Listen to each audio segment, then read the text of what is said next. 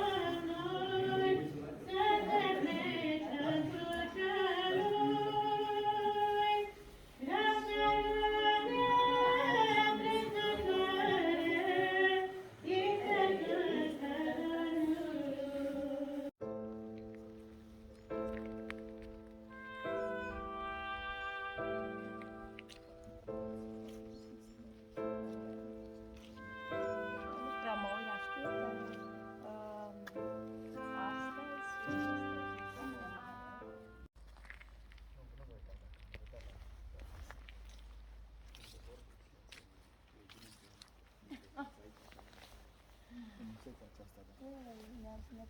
Să rămână, măicuță! Bine ați venit la noi! Pentru prietenii ăștia dragi care se uită la noi din țară și de peste hotare, vă rugăm să ne spuneți în ce zi suntem astăzi și ce sărbătorim la Sfânta Mănăstire Mărcuș. E o mare bucurie că vă avem în mijlocul nostru de Sfânta Cuvioasă Parascheva.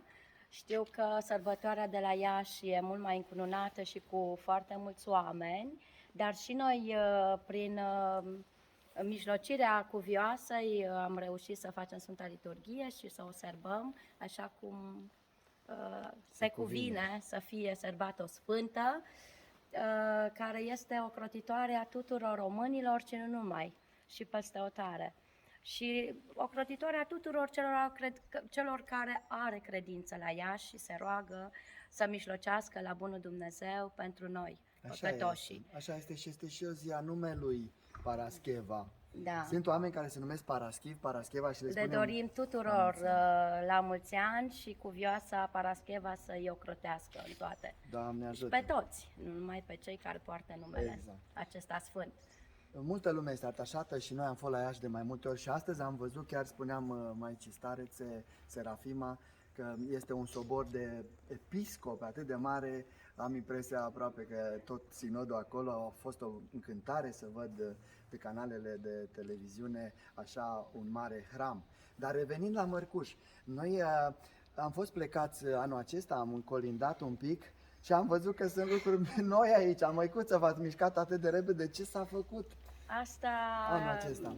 Bunul Dumnezeu a mijlocit și sfinții care avem ocrotitori, Sfântul Ioan Maximovici, Sfântul Ioanichie, toți sfinții care avem aici, acoperământul Maicii Domnului, a mijlocit să mai înaintăm cu lucrările, sunt foarte multe de făcut, dar începem să ne organizăm, copiii au mai crescut, nu spun că nu sunt cheltuieli foarte mari și la casa de copii, dar ne-am mai îngăduit așa să mai începem să mai dăm formă mănăstirii.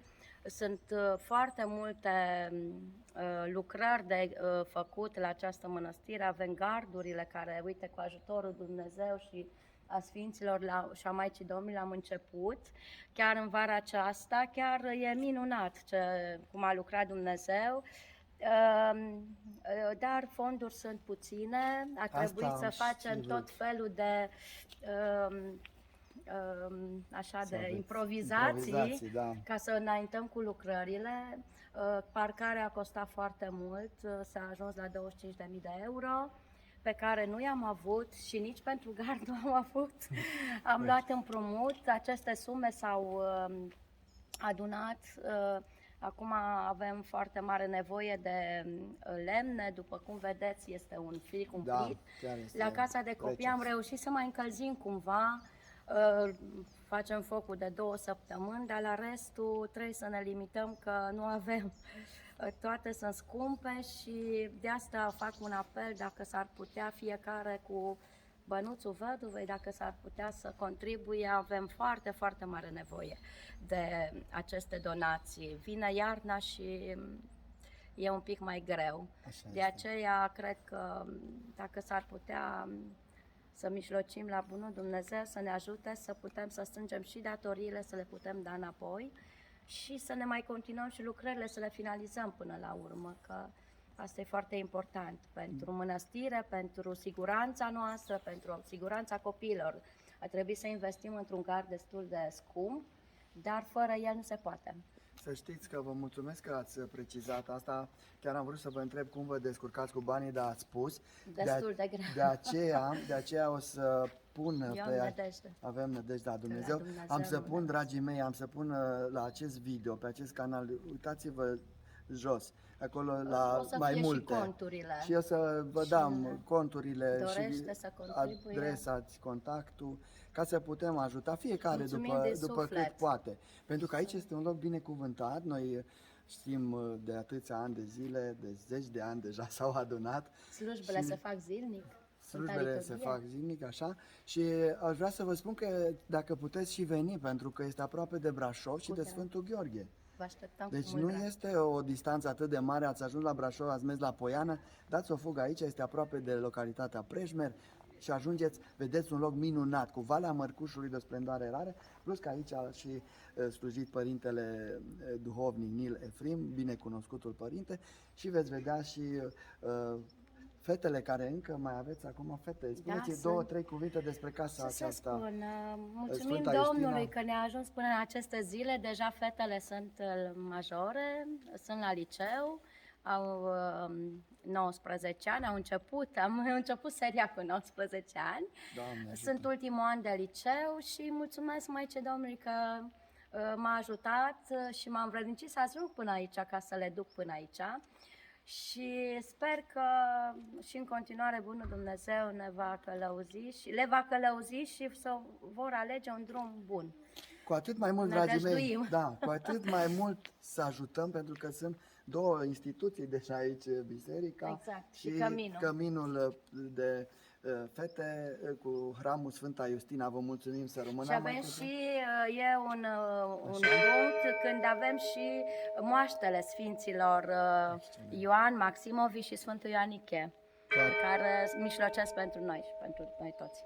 Vă mulțumim din inimă pentru scurtul interviu și o să mai revenim Cu drag. data viitoare, pentru că avem multe de povestit. Fiți binecuvântați! Să rămână Mulțumim. binecuvântat.